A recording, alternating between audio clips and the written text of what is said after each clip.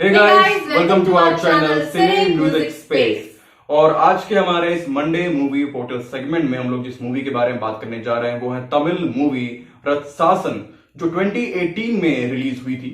और इस फिल्म को डायरेक्ट किया था राम कुमार ने। इस फिल्म का नाम है रत्सासन और इस फिल्म के नाम का मतलब है डीमन, जो कि इस फिल्म के कॉन्सेप्ट के अकॉर्डिंग बिल्कुल फिट बैठता है। और आज हम इसी साइकोलॉजिकल क्राइम थ्रिलर मूवी के बारे में बात करने जा रहे हैं। और फिल्म की रिव्यू शुरू करूं मैं, इससे पहले बताना चाहूंगा कि ये उस साल की सबसे बड़ी हिट मूवी में से एक थी। So let's start the movie review of Ratsasan. Review start करने से पहले अगर आपने अभी तक का हमारे चैनल को सब्सक्राइब नहीं किया है तो चैनल को सब्सक्राइब कर दीजिए और बेल बटन को प्रेस कर दीजिए ताकि आगे आने वाली सारी वीडियोस की नोटिफिकेशन आपको मिलती रहे। Let's start the review.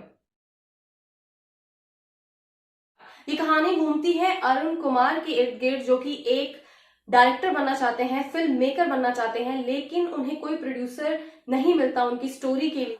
लेकिन अपनी परिवार की सिचुएशंस को देखते हुए, परिवार की गरीबी को देखते हुए वो अपने जीजा के साथ पुलिस की नौकरी ले लेते हैं।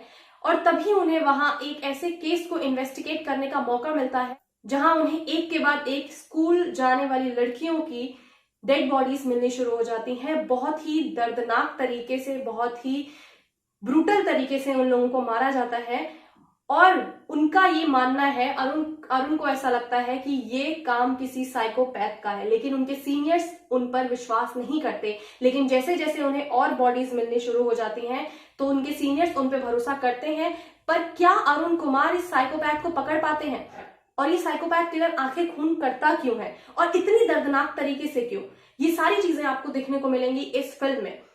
तो ये मूवी अगर आप देखना चाहते हैं तो आप हॉटस्टार पर देख सकते हैं और ये मूवी हिंदी में भी अवेलेबल है, जो कि यूट्यूब पे है। हम उसका लिंक नीचे डिस्क्रिप्शन बॉक्स में दे देंगे। लेकिन आप मूवी देखने जाएं उससे पहले मैं आपको ये कहना चाहूंगी कि अगर आपको ऐसी मूवीज नहीं पसंद जिसमें ब्रूटल किलिंग दिखाई गई है, इस मूवी में कुछ सीन्स ऐसे हैं, डेड बॉडीज इस तरीके से दिखाई गई हैं कि आपका दिल उन्हें देखकर सहम जाएगा। तो अगर आप कमजोर दिल के हैं तो मैं प्रेफर करूंगी आपको कि आप ये मूवी ना देखें। बट अगर आप इंटरेस्टेड हैं ऐसे कंटेंट में जो कि आप चाहते हैं कि आपको थोड़ा सा थ्रिलिंग मूवमेंट मिले और आपको पूरी मूवी में ये देखने को मिले कि क्या चल रहा है, मिस्ट्री मूवीज देखना आप पसंद करते हैं, तो आपके लिए ये मूवी है। और मुझे लगता है कि इस तरीके की मूवी शायद आपने पहले और नहीं देखी होंगी। तो मैं ऑनेस्टली बोलना चाहूंगा इस फिल्म के बारे में कि मैंने बहुत लंबे टाइम के बाद एक ऐसी फिल्म देखी है, थ्रिलिंग मूवी देखी, जिसमें पहली बार मैं बहुत टाइम के बाद मैं किसी विलन को देख के डरा हूं। It was that horrifying, it was that dangerous। तो एक तमिल मूवी, ऐसी मास्टरपीस मैंने देखी। हालांकि बहुत सारी फिल्में हैं तमिल की जो मास्टरपीस हैं, बट ये एक ऐसी मूवी थी movie was on a different level। Exactly, I was not expecting this। तो मतलब जब मुझे ऐसा, हम लोगों ने ये डिसाइड किया कि हम ये मूवी करेंगे, and when I watch the movie, एक तो मेरी टाइमिंग गलत थी, I watched it at 2 AM at night, and this was so, I was so scared at the last। I was like, okay, the kind of scenes और जिस हिसाब से उन्होंने दिखाया है, it has a hint of horror sort of thing। I think कि ना मुझे जो लगा पर्सनली, जो इस फिल्म को खास बनाता है वो ये है कि एक तो नई तरह की स्टोरी लाइन और साथ में जो सीरियल किलर है, उन दोनों का ही कॉम्बिनेशन मिलके इस फिल्म को इतना थ्रिलिंग कर देता है कि आप अपनी सीट से मूव नहीं कर सकते। इतने ज्यादा खतरनाक सीन्स है इस फिल्म के अंदर। इसका सारा क्रेडिट जाता है एक तो स्टोरी लाइन को और दूसरा डायरेक्टर को। बिकॉज उन्होंने जिस हिसाब से चीजें अनफोल्ड की हैं, जिस पेस पे चीजें, मतलब आपको लगता है कि ओके यू गेट दैट, अब तो मिल गया, अब तो पकड़ में आ गया, अब तो पता चल गया कि कौन है, बट कुछ और ही हो जा रहा है। Director is playing with you also. Exactly, he is playing with your mind, he is playing with the actors mind. Because आपको ना ऐसा लगता है कि the actor is not the only one जो कि आंसर ढूंढ रहा है अपने सवालों के और किसने किया है ये। You are the person, you also think about it, involved into that scenario। Yeah, exactly। आपके अकॉर्डिंग कौन हो सकता है? और there are moments जहां पे you get him, and you got to know कि कौन है, exactly कौन है, but at the next moment you got a wrong person।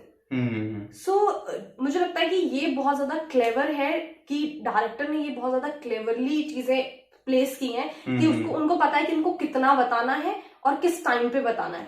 और जिस तरह से एक पुलिस ऑफिसर का जो स्ट्रगल दिखाया है ना, उसका पूरी फिल्म में जो स्ट्रगल दिखाया है, हाँ, कि, ये कि अच्छा वो है। आखिर तक जान लगा दी है उसने कि मैं कैसे भी करके पकड़ के रहूंगा। और वो हर कोशिश कर रहा है वो कि मैं कहीं से भी कोई थ्रेड निकाल लूं कि कहीं से मुझे मिल जाए वो।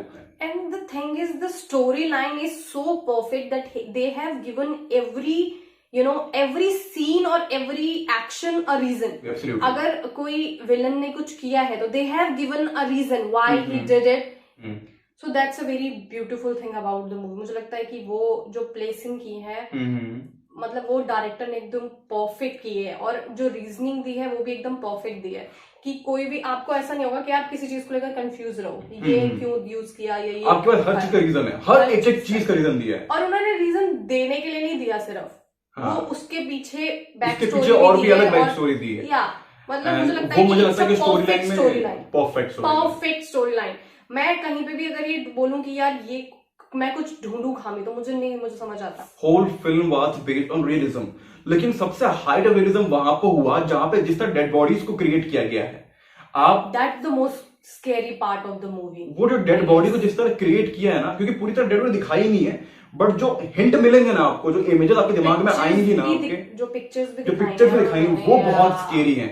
उससे ये प्रूफ किया डायरेक्टर ने कि आपका जो सीरियल किलर है फिल्म का, जो मेन एंटागोनिस्ट है, वो कितना ज्यादा खतरनाक है और कितना ट्विस्टेड माइंड वाला आदमी है। वो बहुत ही ज्यादा ब्रूटल है, उसको पकड़ना इतना आसान नहीं होगा। The kind of killing he is doing और जिस तरह से मार के बॉडीज को फेंक रहा है वो, it shows that he is on another level of psycho kind of thing. इस मूवी का जैसे मैंने बोला कि स्टोरी लाइन, तो उसमें एक चीज और बहुत ज्यादा अच्छी थी कि चीजें एक के बाद एक, कोई एक्शन सुधरने के लिए किया जा रहा है, कोई इंसान उसको सुधारने के लिए या उस सीरियल किलर को पकड़ने के लिए कर रहा है, लेकिन वो चीजें और इंटेंस होती जा रही हैं। मतलब scene by scene it's getting more intense and it's getting more dirty, I would say. And मतलब after a certain time you will feel clueless, because कोई भी नामो निशान नहीं है सीरियल किलर की, how you can get him, और you will feel also hopeless. और ये सीन बाय सीन जाके जिस तरह से सीरियल किलर को रिवील किया है, I was not expecting that. वो इतना ज्यादा अनप्रेडिक्टेबल था, इतना ज्यादा प्रेडिक्ट करना इतना मुश्किल था उसको।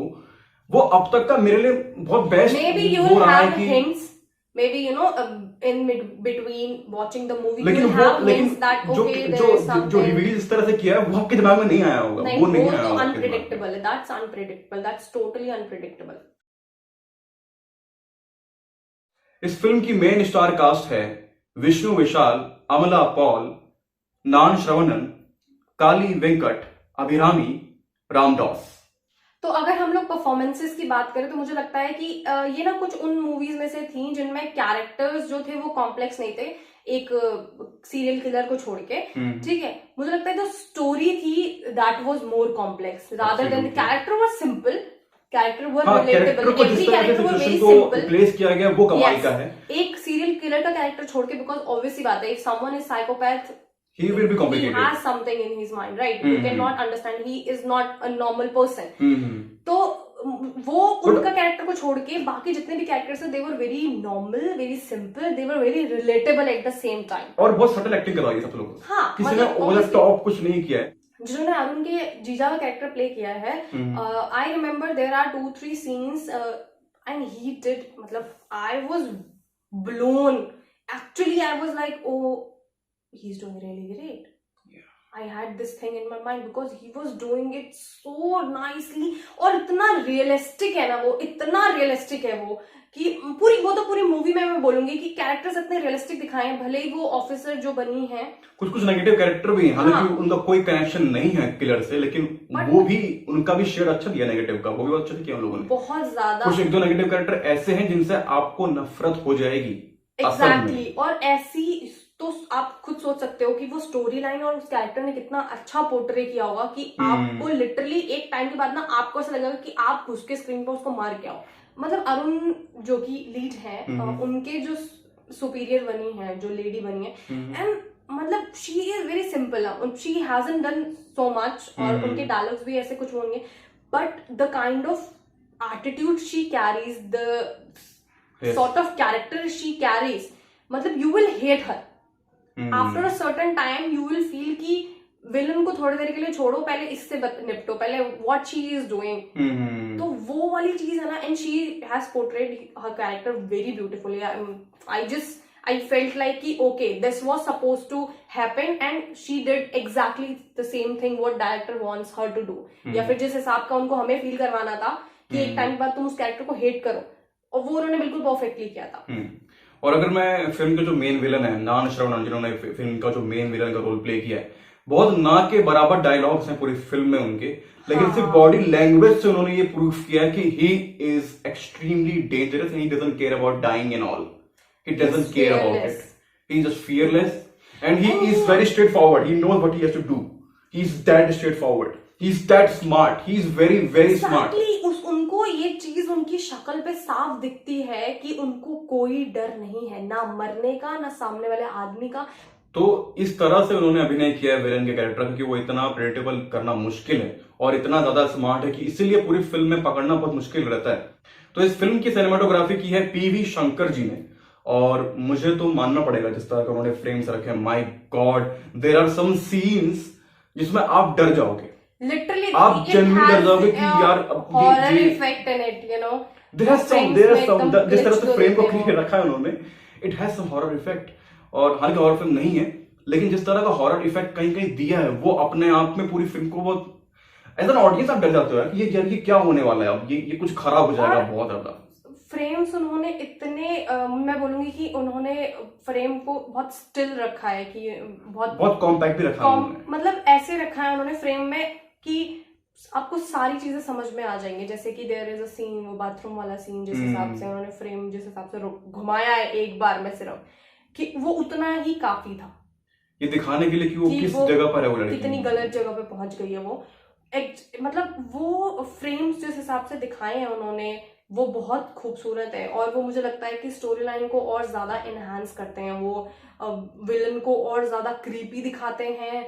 और हीरोइक तो मैं ये बोलूंगी कि बहुत ज्यादा हीरोइक इसमें किसी को दिखाया नहीं है, he is a normal person, और वो फाइट भी नॉर्मल पर्सन की तरह करता है। He has an advantage that उनको स्टोरी जिस हिसाब से, हाँ, दिस इज द थिंग मुझे लगा कि you know was the best reasoning पूरी पिक्चर में, कि उन्होंने ये चीज जो दिखाई, जो रूम दिखाते हैं वो हीरो का, अरुण का जो रूम दिखाया उन्होंने, you will get everything, you will know everything about him, क्यों किस तरह का आदमी है वो, हाँ, वो क्या रिसर्च कर रहा है, क्यों कर रहा है, वो इतना अच्छे से रिसर्च कैसे कर पा रहा है, क्यों उसको आइडिया है साइकोपैथ्स के बारे में। या और इस फिल्म में जो एक और चीज बहुत अच्छी लगती है मुझे, वो ये जो फिल्म का सबसे स्ट्रॉन्ग पॉइंट है वो है फिल्म का बैकग्राउंड म्यूजिक।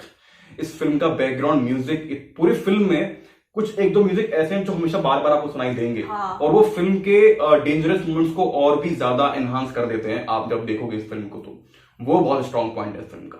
तो ओवरऑल मुझे लगता है कि ये मूवी सिर्फ साइकोपैथ जो है विलन और हीरो से अपार्ट फ्रॉम दैट ऑल्सो बहुत सारी चीजें दिखाती हैं, जैसे कि कैसे पुलिस में कैसे वर्क होता है, पुलिस में कैसे लोग वर्क करते हैं, और हर तरह के पुलिस ऑफिसर होते हैं।